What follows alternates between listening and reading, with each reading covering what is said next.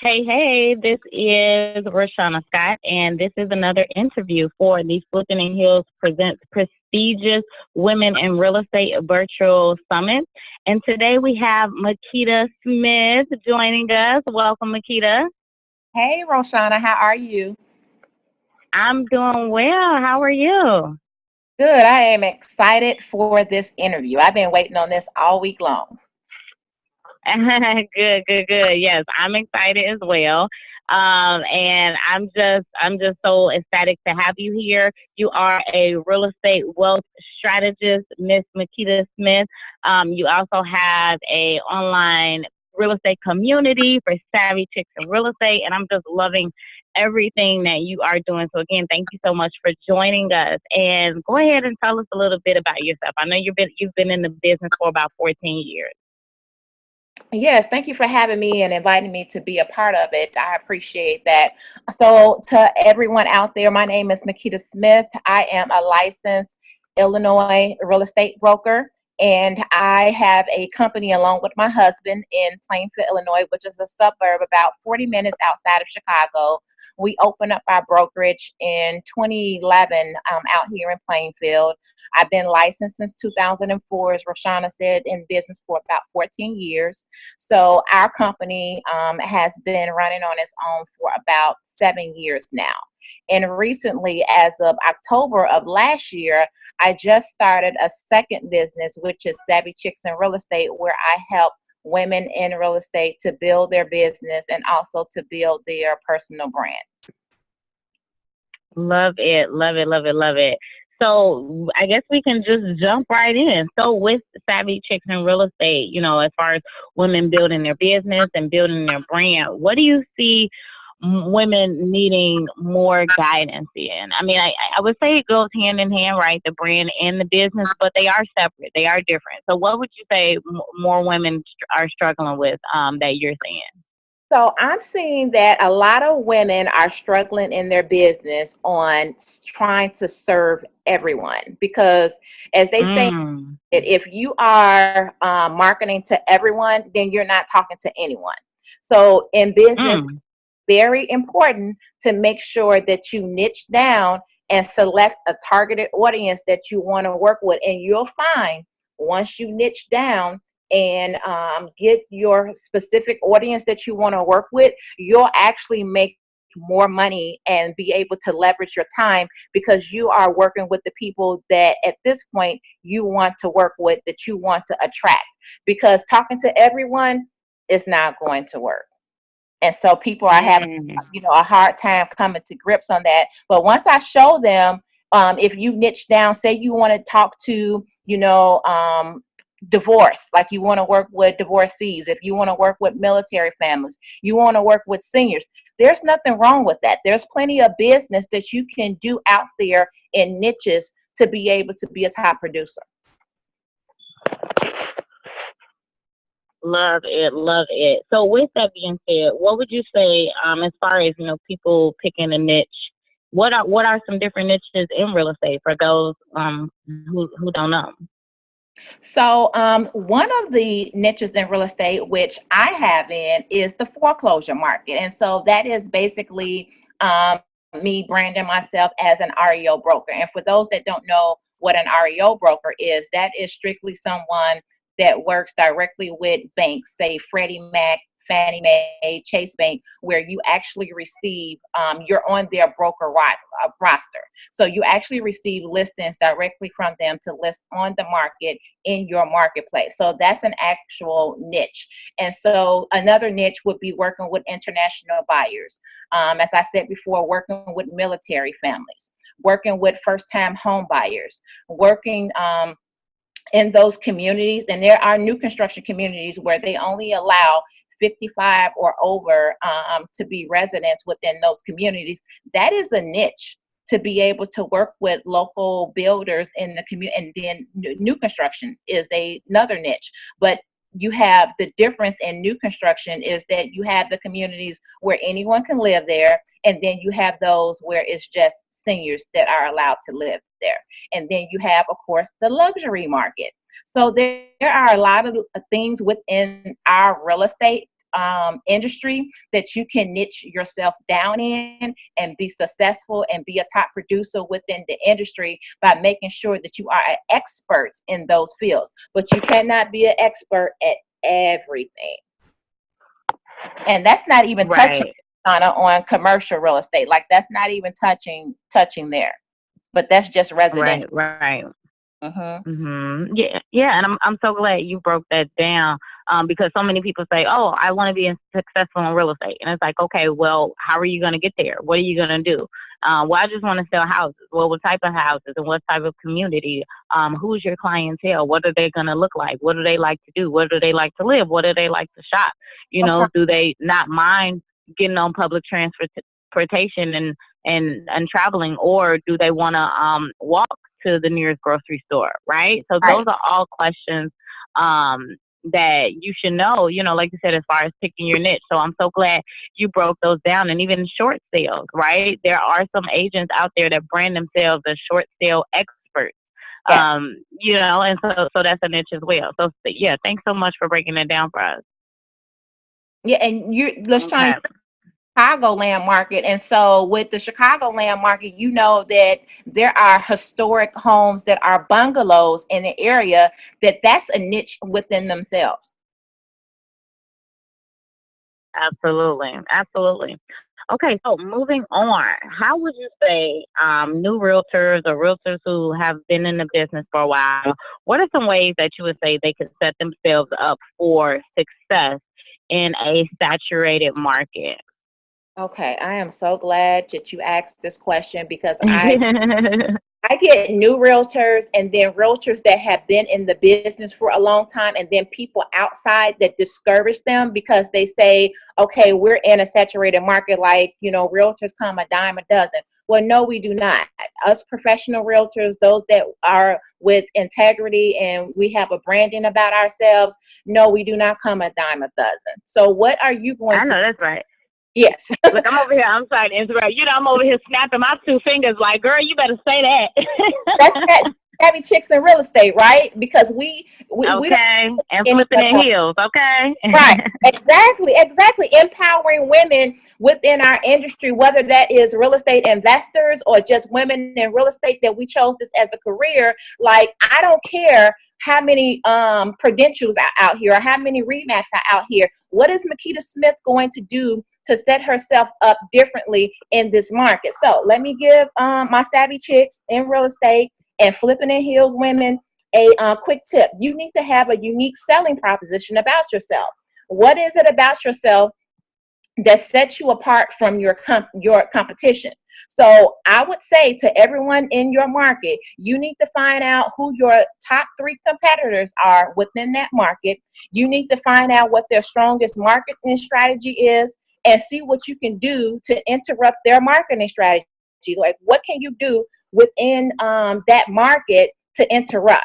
So does that mean going out to the community into like networking events, knocking on doors of business, knocking on doors of home? Because a lot of people go out, door knocking, and you have to find what works for you. Because I don't door knock and I do not cold call, but you have to find what works for you. So making sure that you have a unique selling proposition, making sure that you build a personal brand around yourself. Like, people, when I go to networking events, or I introduce myself, I say that my name is Makeda Smith. I am your real estate wealth strategist. I'm building wealth and I'm building legacies. So you have to know who you are and what your brand is. Get a slogan, get a tagline, become the local expert within your community. You should know, as Rashauna was talking about, the homes in the neighborhood. You need to know what type of homes in the neighborhood, what they're selling for. What are the features that, buyers and sellers, like, what are they out there asking for? You need to be the expert. What about the schools? What about the restaurants? Like, the resources within the community, you need to know that. And then just be yourself. So with social media, it's so many people out there, and we're looking at all these popular, Instagram realtors, these Facebook realtors, going live and doing all of these things. Make sure that you stay unique and authentic to who you are in real estate. That's a prestigious woman in real estate. Stay unique and true to her own identity. And then the other thing I wanted to add is just to hustle. Hustle, get out here and work for it. If you want it, you have to work for it. So that's what I would say. I know that was a mouthful, but I wanted to make sure that I said that with passion, because I'm so passionate about, women not letting anyone get in their ear about, like, we have a lot of restaurants out here, but there are certain restaurants that are more popular than the other restaurants based on the food and the experience that they give to their clients. So make sure that regardless to whatever niche you find, that you give each one of your clients a luxury branding experience with you, because that's your brand. Yes, absolutely. I was trying so hard to be quiet because I'm over here like, preach, because I am feeling you, and I'm so glad that you did take us there, because we are passionate about this industry. That's why we're doing what we're doing, and that's why we're good at it. We strive to set ourselves apart. We're not, like we say, you can take a look at the competition, and it's like, oh, okay, that's cute.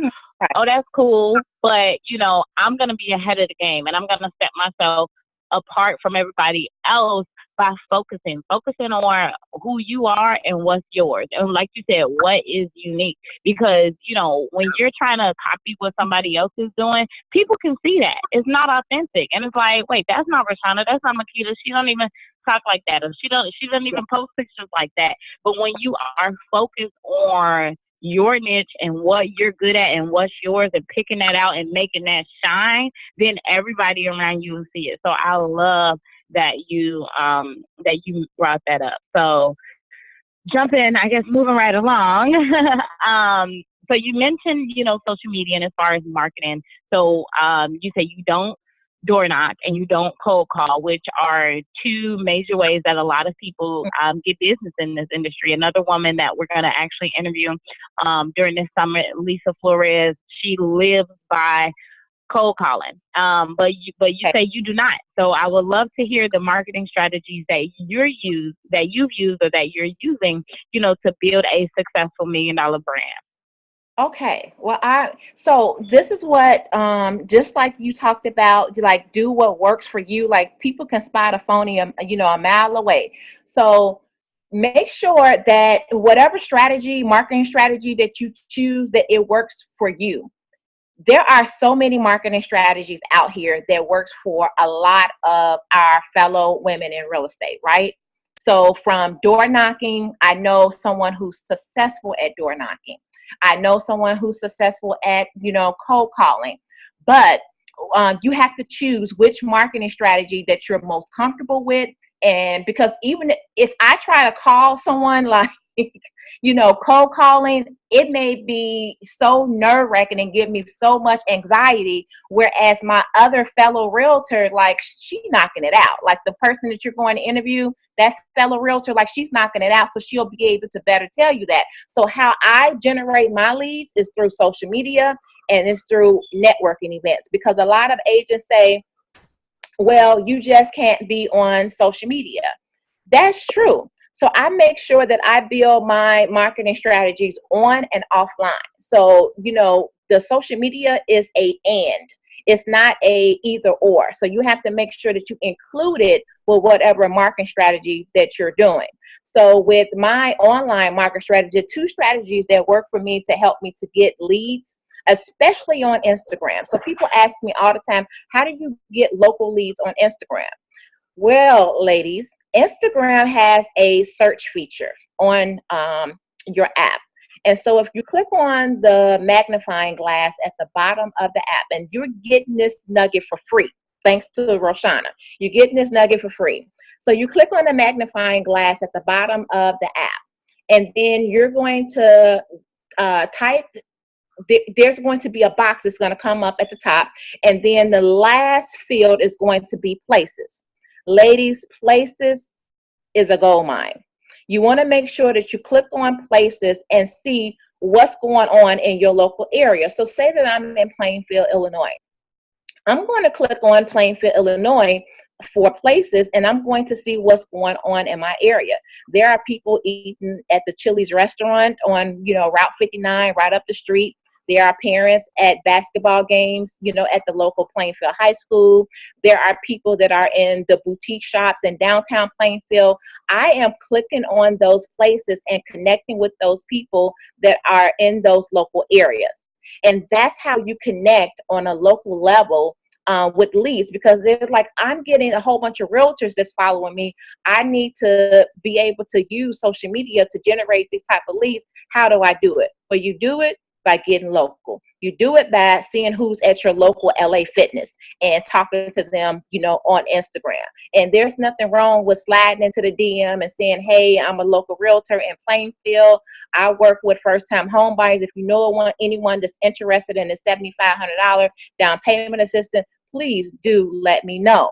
And that's just one way. And so another local way on Facebook I like to use is called Marketplace. A lot of people do not exercise the marketplace on Facebook. My husband and I, last month, we put a property in marketplace for the Plainfield, Bolingbrook, Naperville area, and we received 83 leads, Rashauna. 83 leads just from putting one in the marketplace, letting them know that we had a first-time home buyer program. And so out of those 83 leads, of course, not once you give people the information on how to sign up, because you want to make sure that you have a call to action where you're able to collect their name, phone number, and email address, ladies. Name, phone number, and email address is what you want to collect, because even if you don't get them over to your lender in that phase, you may be able to get them in the next phase by adding them to your email list to make sure that you keep up with them throughout the course of the coming months, because they may not be ready to buy now, but they'll be ready in June. And so you are adding to your pipeline. So you want to make sure you continue to add to your database so that you have those people that you can call upon, you know, when you send out your emailing. And that's a hint. Make sure you are sending out emails to your market at least once a month, if not twice a month. Boom. Mic drop. I mean, yeah. I was like, when do I stop talking? Like, is that enough? Do I say more? No, you are. Look, I mean, you're giving us some great nuggets. I'm over here taking notes. I hope you all are taking notes. This is phenomenal. This is great. So we got Facebook Marketplace. We got Instagram places and sliding into the DMs. I'm loving it, loving it, loving it. So I'm assuming these are, you know, the components that, you know, some of the components that you've obviously had in place to prepare for a six-figure income. But let's talk about, you know, while your people are doing all of this, they are sliding into DMs, they're doing the Facebook marketing. Let's say they may do the door knocking and the cold calling and they're keeping up with their email list.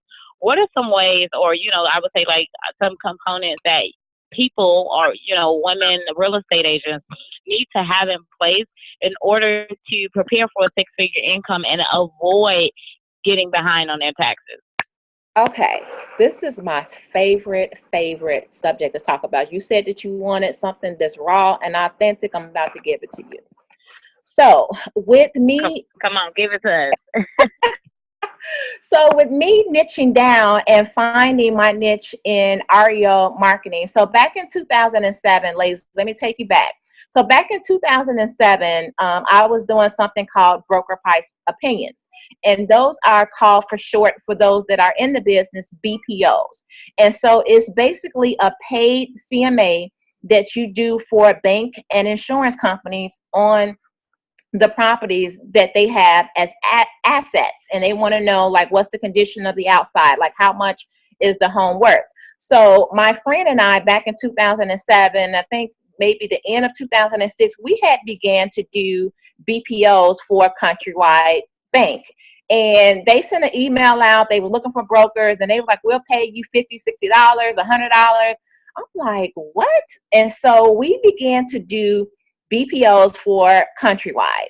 And then we was like, okay, well, let me see what other companies out there. We Googled, found some other companies, signed up with maybe up to about 50, 60 companies, right? And so that was a whole new additional stream of income that I had created for myself, because remember, I'm in a saturated market. What are you going to do to set yourself up different? And I went through making sure that I had things in place so that I can be able to take care of my family. So I did BPOs, and I made between $7,000 to $8,000 a month, ladies, on doing BPOs. But remember, 2007 to about, just a few years ago, foreclosure market was very prevalent. So I was able to make, in addition to commission income, I was able to make BPO income. And that led me into getting into REO listings, where I made my first six figures. Now, when you are in a family to where you don't have anyone who's made six-figure income, so a lot of the people, like my parents, they're hard workers. They always had, a job, a 9 to 5. So I didn't have them to look for on, how to build a six-figure business and what that model looks like. And so the listings were just coming in. They coming in, right? I'm selling the listings. I'm, closing them. I'm making sure that I'm keeping up with all of the requirements that the bank had on me to make sure that I'm closing their properties, right? So a year and a half later, I'm getting, this letter from the IRS saying that you owe this amount of money. And I'm like, what? I don't owe them $16,000. And so I panicked. I went and sat down with a CPA, and he was like, okay, Makeda, you owe, this much in, taxes, because I had no idea that I needed to make sure that I was paying the IRS like on a quarterly basis. I need to send them some money, because my husband and I, we had never made six figures before. So we didn't know what that looked like, because we always had a 9 to 5. And so when I built, even though I was licensed in 2004 and I closed 7 homes my first year of real estate, that was nothing compared to closing 38, 40, 45 properties a year. That was nothing in comparison. So to all my real estate agents, out there, do not put yourself in a situation that Makeda Smith put herself in when I made my first six figures in real estate. Make sure that you have these components in place, that you have some type of bookkeeping system. If not, hire someone. And so we use QuickBooks. So QuickBooks you can use on your computer, and you can also use an app that you can download to your phone. I think it's about $10 a month. $10 a month that you can use this app to. So if you got a receipt, you can scan them in. You can type in, like your mileage and all of that stuff, so you can keep up with it from month to month. Make sure that you have some type of payroll system. So my husband and I, and this is for some of you that may be broker owners as well. My husband and I, we make sure that we pay ourselves a salary and a fee, at least twice a month, in addition to, paying our brokers. And so we use a system called ADP. And so that's a payroll system that keeps up with how much they collect the taxes, so that I'm not keeping up with it at the end of the year. And then they send me a 1099 and a report to keep on. So make sure you have a bookkeeping process in place, that you stay educated on the taxes and like the new changes. Like we just had some changes take place as well. And then hire a CPA. There's no more, and when you make six-figure income, there's no more going to Jackson Hewitt. Like there's no more just going to your corner, Walmart, and getting your taxes done. You need to have a certified public accountant handling your taxes, so you can make sure that you are not finding yourself in a place that I found myself in. Did you drop the mic? Girl, I'm over here taking notes. I'm over here taking notes. That is what I'm talking about. So, okay. So yeah, this is This is awesome. This is awesome. So I got hire CPA, QuickBooks, pay IRS on a quarterly basis. You know, Yeah, I'm just taking random notes because we're all shooting for those 6 and 7 figure incomes. And you right. brought up a great point. You know, if you weren't brought up in a home where both your parents were bringing home 6 figure checks and telling you how to properly save, how to properly distribute your money, the different types of accounts that you should have, how often you should be paying taxes. Like you say, you don't know what you don't know. Right. And, because you guys had the W-2 jobs for, so long, you Mhm. thought you were doing everything right. Yep. Yep. but thank you so much for sharing that because that is great. You mentioned in regards to going to networking events. That's another way that you get leads and build your businesses. So how would you say, you obtain leads and build relationships through there? Okay, so at networking events, so most of the times in these small settings, because the events that I go, oh, this is another thing. When you plan to go to these different networking events, make sure you go to networking events that target the market that you want to work with. So we going back to, building your personal brand and your unique selling proposition and building a niche. Who do you need to get in front of? So a lot of my clients are entrepreneurs, right? Some of them work 9 to 5 and then they have a side business, or they are just full entrepreneurs. And so it's my job to make sure that I get in and at these networking events and introduce myself. So a lot of times at the networking events, they would allow everyone to go around the room and introduce themselves. So that goes back to personal branding. Who are you? Hello, everyone. My name is Makeda Smith. I am a real estate wealth strategist. I help families to build wealth and legacies through the sale, trade, and purchase of real estate. So that is what I say because that is my brand pitch. So make sure that you have a pitch about yourself, who you are, what do you do, so that if someone in that audience, needs your service, they're going to come up to you after the event. So when you make those connections and people are able to relate to you, I'm not just giving them my business card. I want to know, do you have Instagram? Do you have Facebook? Well, let's connect. And so then we connect right there on the spot.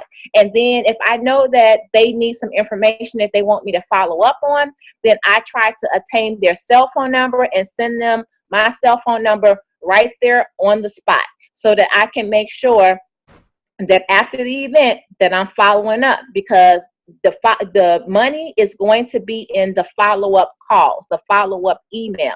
Just going to the networking events and introducing yourself, yes, it's going to create a lot of buzz and people that want to work with you, but it's also going to be in your follow-up on Monday morning when you get through with the networking events. And so how do you find networking events? You can go to meetup.com. You can look on your, like with my area, you can look on Plainfield Chambers of Commerce. There's a Chicago Chamber of Commerce. What type of events are they having, in your town? You can go to Eventbrite and look up different type of networking events, either paid or free, on that site to see, okay, will my targeted audience be there? Like someone that's working with military families. They have, meetings for military families at different organizations. For someone working with seniors, they may be having a meeting at a senior home that you may be able to go into one of their networking events and introduce yourself and let them know how you help the senior community and come with value, like come with the resources, like the down payment assistance program. A lot of people don't know about that. Military families, there are still so many that do not know that as a veteran that they can have a home loan with 0% down. So a lot of people don't know that. So when you get up in the networking event, introduce yourself, who you are, tell them how you can serve them, like what you can do, what are resources are out there. So, but make sure you follow up throughout the week because that's how you're going to build your pipeline and your business. I love it. So follow up, add value, build your resources, have an awesome pitch. Love it, love it, love it. So these are obviously ways that people who are starting out as either you can be a new agent, you can be a seasoned agent. You know, so many people give excuses as to why they're not successful, and anybody can go to a networking event, but it's just a matter of being prepared and having the confidence to stand out amongst the crowd because you Yeah. know you may not be the only real estate agent there. Hmm. But but like I said, who has a better pitch, and Right. who has the better confidence, and in regards to what you got going on in your market. So I love it. So um, Makeda has been so generous to not only come on here and share her jewels, her golden nuggets with us, but she has also brought a freebie along. So, Makeda, tell us about the freebie that you want to share with our audience today. Okay, so I just want to piggyback on something that you said. So, regardless, Mm-hmm. our market, if you don't get out here and work for it, like we can buy all of these programs, we can listen to all of these experts, and even on our call with Rashauna and her providing, this wonderful panel of women that have been successful in their business, we can hear all of this information. But if we don't take it and actually apply it and do it, then it's for nothing.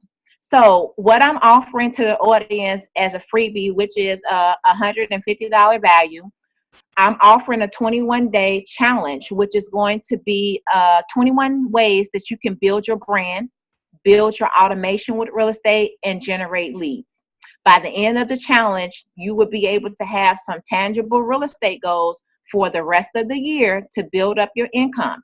And so I'm going to help you to develop your niche, to narrow your targeted audience down with the interactive workbook that you will receive. You'll be able to build your brand by coming up with your brand name, your slogan, and tagline, and then also how to audit your website so that when people do go onto your website, buyers and sellers, do they have the information that they need to stay on your website or to want to hit that contact button and contact you.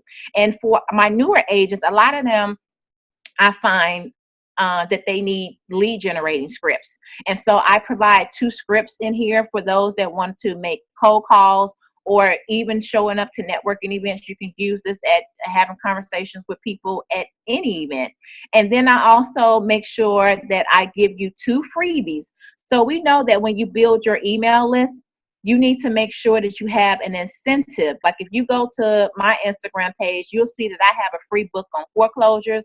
I have a free book for, investors, and I have other tips and resources that they can download. But in exchange for what I'm offering them in value, they have to give me their email address in order to get this valuable content. So I'm going to show you how to do the same so that you can build up your database. And also, it's going to show you how to streamline your social media content, what graphics that I use to create my own social media page, and then also how to start a blog and so much more, Rashauna, for them. I love it. Okay, and what's the link that people can find the freebie at? So the link is bit.ly /savvy chicks 21 days. Awesome. Well, thank you so much, Makeda. I got so many notes over here, and I'm definitely going to listen to this again because, I couldn't even write fast enough. But this was so good. I mean, we touched on, just to recap, we talked about leverage. We talked about, finding out who the top 3 competitors are in your market, seeing what they're doing, what works for them, what's not working for them, how to basically set yourself apart, what's your USP, your unique selling proposition, social media marketing, IG and Facebook nuggets, paying the IRS, QuickBooks, hiring a CPA. So I'm loving it. I'm loving it. And our last, your last 2-minute fire round question. I don't know if you you listen to Bigger Pockets, but just really quick, what would you say is the number one thing you would have done different starting your business? You were starting your business now, knowing what you I think I would have built a better foundation, just a better, strong know. foundation around starting, like niching down and just building a brand around myself instead of waiting until like 14 years later and building a brand around myself. So make sure that you build a strong foundation so that when that income comes, when you make over 100,000, a year, 200,000, that you are prepared for the success of what you prayed for. Awesome. Love it. So again, thank you so much. So pretty much everything you just shared with us in your interview, pretty much what sets you apart. You're practicing what you preach. And like I said, everything that you're teaching, the real estate agents who follow you and the people who connect with you and the people who sign up for your freebie, your 21-day challenge valued at $150, you are so generously giving us for free. You're, like I said, you're not just, talking the talk, you're walking the walk. So I love it. So thank you again so much, Makeda, for joining us way out in Plainfield, Illinois. Really, really, really appreciate you. And make sure you guys stay tuned. I hope you love this interview. You may want to make sure you come back for tomorrow for one of our next interviews. Thanks so much. Thank you.